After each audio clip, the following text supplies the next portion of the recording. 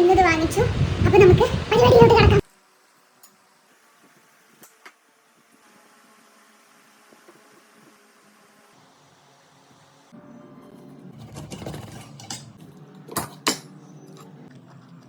Super super.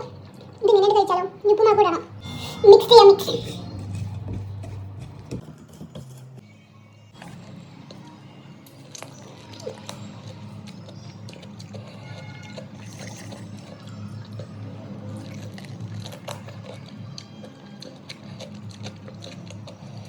നമ്മൾ എന്തെങ്കിലും കഴിക്കാൻ ആലോചിച്ചിട്ടുണ്ടെങ്കിൽ